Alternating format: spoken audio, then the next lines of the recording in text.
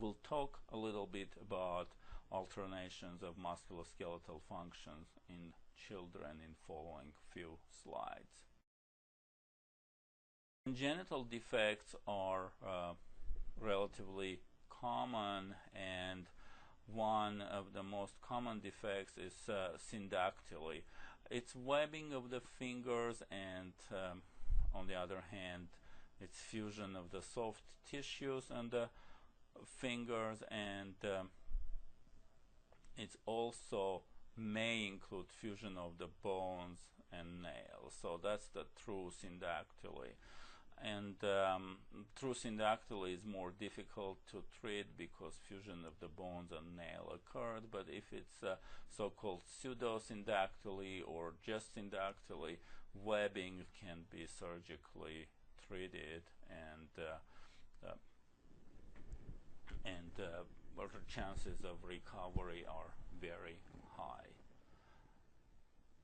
Vestigial tabs is the presence of extra digits, and most of the time they will be surgically removed, not because they are functionally disabling, but because they may present in future some kind of cosmetic concern for the child.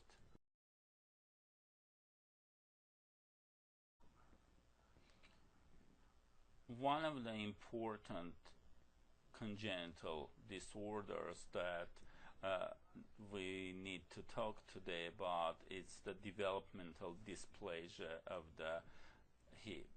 And formerly it was called congenital dislocation of the hip, which is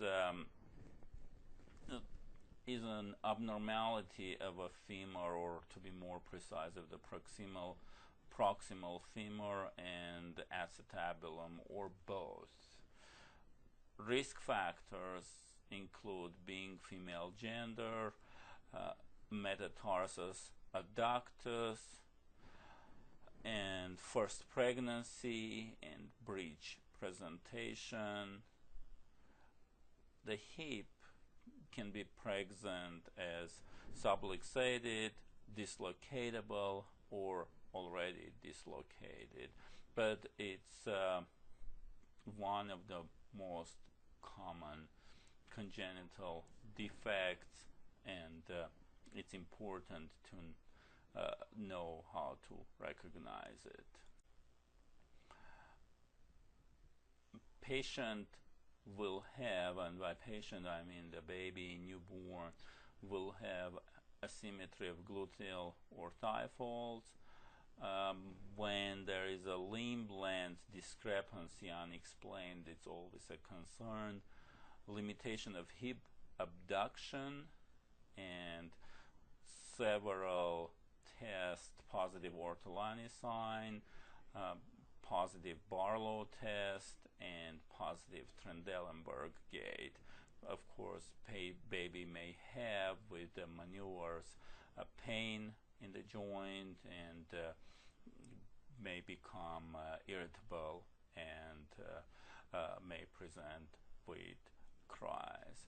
So the picture here presents the dysplasia of the hip with different manifestations, with and also how subluxation and dislocation can occur with the dysplasia. And with the dysplasia of the hip, you see that the socket actually is malformed, and that malformation allows for easy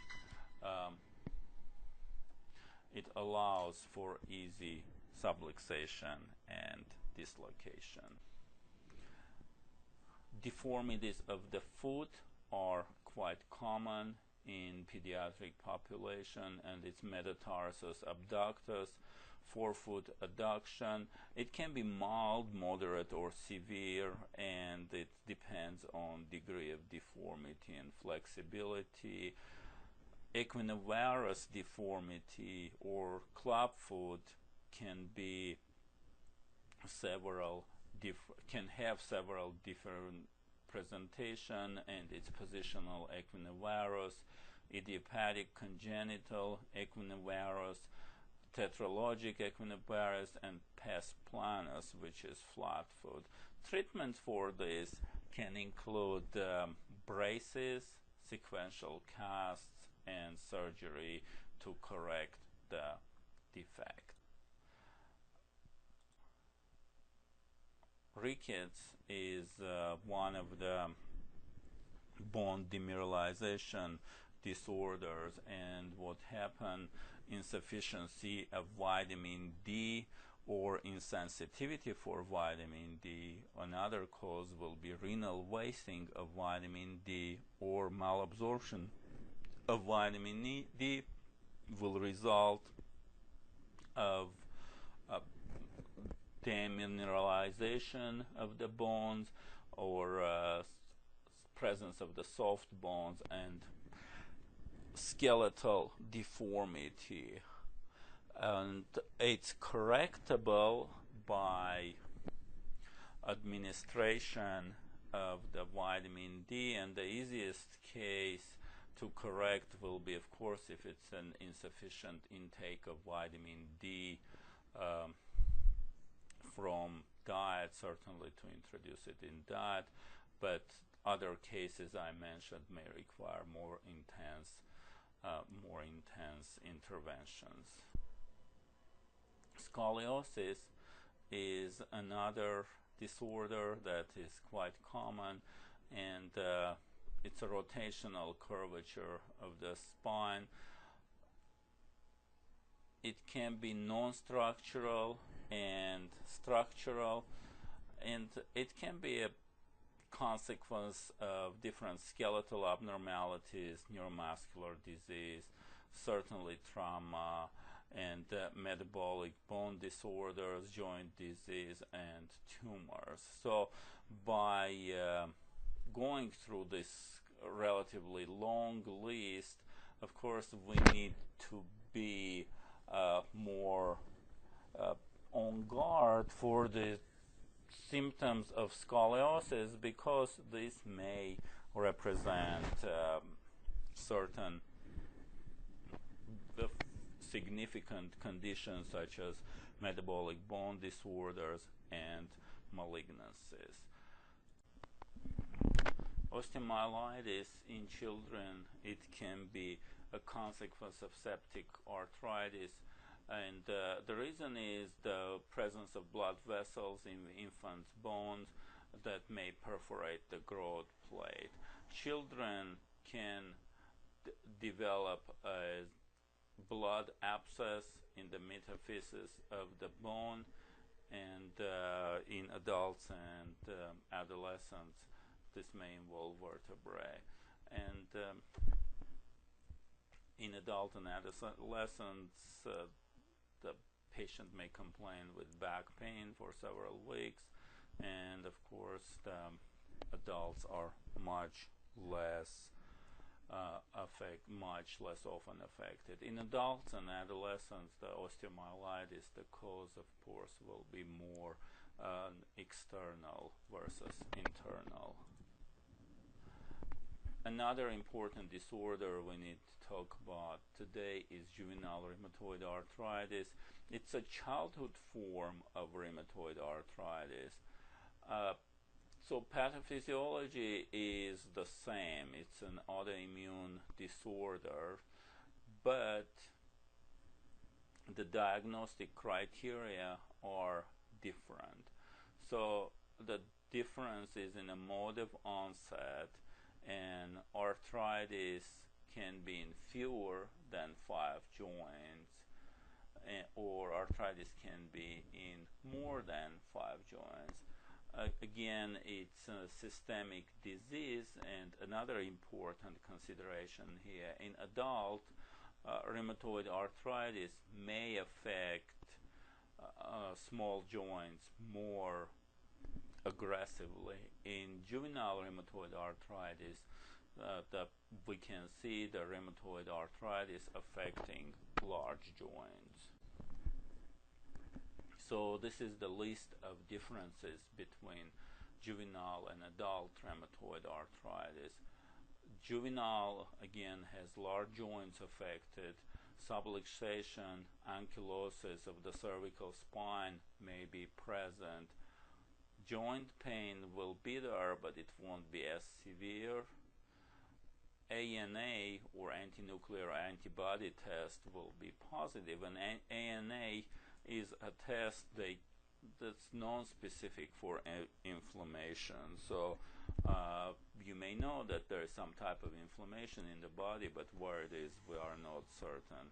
Chronic uveitis, and at the same time low level of rheumatoid factor, and limited subcutaneous rheumatoid nodules. Another danger here, that this may be common not only in the joints, but also it will affect other types of connective tissue and will affect heart, lungs, eyes, and other vital organs. But again, the etiology is the same, but however the manifestations and representation of the symptoms is different. Cerebral palsy is a disorder of static tone and balance, and an ischemic insult to the brain is to blame. Patient will present with hemiplegia, diplegia, quadriplegia, and it's a perinatal disorder. There have been so much said about cerebral palsy in the past, and significant body of literature present. The problem with it is the ischemic insult to the brain, again, happen at some point at perinatal period. Some would blame that the incidence of cerebral palsy is, or increase in incidences of cerebral palsy is related to increase in number of cesarean section births in recent years in order to avoid liability related to cerebral palsy by obstetricians. And one of the theories of occurring of cerebral palsy, that hypoxia may set in if the delivery is complicated or delayed, even though some would say that patient or the baby will not be presenting with significant periods of deceleration, but however patient will be still affected somehow by the long duration of the delivery. Muscular dystrophies is certainly a big group of disorders that can cause degeneration of the muscle fibers, and in this case what happened, it's degeneration of muscle fibers that will cause weakness of and wasting of muscles. And also one of the bigger problems with it, it can affect the respiratory muscle and ultimately resulting in respiratory arrest or the need for artificial or mechanical ventilation.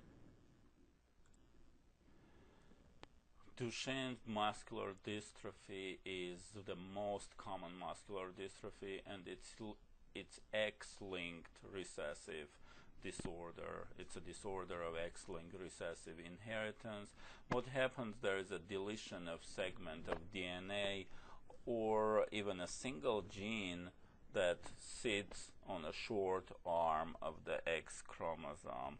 So this may be called like Duchenne muscular dystrophy gene, and that gene is encoding for the dystrophin protein. Dystrophin, that protein, it will mediate the anchorage of the actin cytoskeleton of the skeletal muscle fibers to the basement membrane, and the result will be muscle wasting and muscular dystrophy.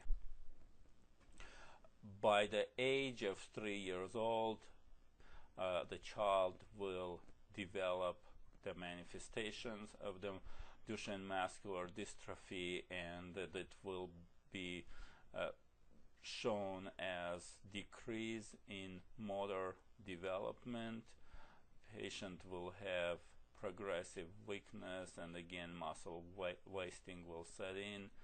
And if it's earlier than 3 years old, the child will not be meeting the developmental milestones such as sitting and standing, which will be delayed, and the child will be appearing clumsy with frequent falls, and one of the signs that child will have difficulty climbing stairs, because it requires significant physical energy to do so.